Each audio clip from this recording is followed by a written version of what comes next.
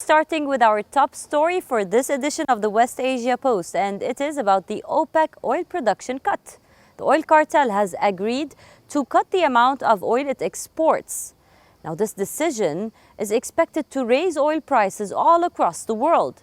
The group says it will help stabilize the prices. But this comes as the West is asking them to pump more oil amid the Ukraine war.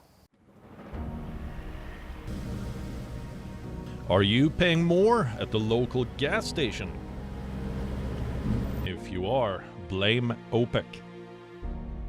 Arguably the most powerful cartel in the whole world. On Wednesday, OPEC and its allies met in Vienna. It was their first in-person meeting after the pandemic. The whole thing lasted around 30 minutes. At the end of it, there was an expected announcement. OPEC and its allies will slash oil production. By how much? 2 million barrels per day. They say this output cut will stabilize the markets.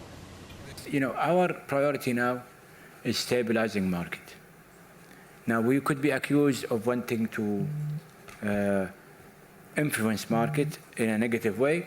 That's everybody's prerogative. You and others will see how we conduct ourselves in the months to come. Nobody is buying this explanation. This move isn't aimed at stabilizing the markets. It is aimed at driving up prices. After Russia invaded Ukraine, oil prices surged to record highs. At one point, it was more than $120 per barrel. But fears of a recession cooled down the market. Oil was once again trading near $80 to $90. In the past, OPEC would have been happy with this. $70 to $80 per barrel was their sweet spot. Turns out, not anymore. OPEC and its allies are keen on earning more money. And how do they do that? By reducing supply and driving up prices. Hours after the decision was announced, oil prices surged.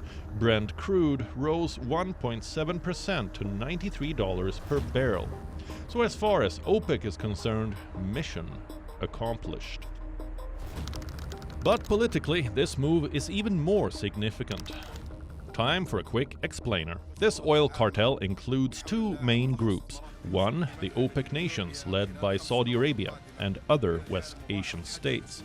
Two, its allies, led by Russia. Wednesday's decision was a unanimous one, made by both groups, meaning Saudi Arabia and company ganged up with Russia. Needless to say, the US is not happy. OPEC's decision to cut production's quotas is short-sighted while the global economy is dealing with the continued negative impact of Putin's invasion of Ukraine. Look, it's clear that OPEC Plus is aligning with Russia with today's announcement. Most of the OPEC nations are US allies. Joe Biden was urging them to increase oil output to cool down prices. Back in July, he traveled to Saudi Arabia. Remember, Biden had criticized Crown Prince Mohammed bin Salman in his campaign days, promised to make him a pariah, but in July he was forced to make an embarrassing U-turn. Why? To make Saudi Arabia increase their oil output. Safe to say, it was not enough. The White House reportedly mounted an exhaustive campaign to lobby the kingdom. Until the last moment, they tried to stall OPEC's decision. But in the end, Riyadh sided with Russia. It may not signal a political alignment with Vladimir Putin, but it does reveal Washington's waning influence over Saudi Arabia. West Asia Bureau, WION World is One.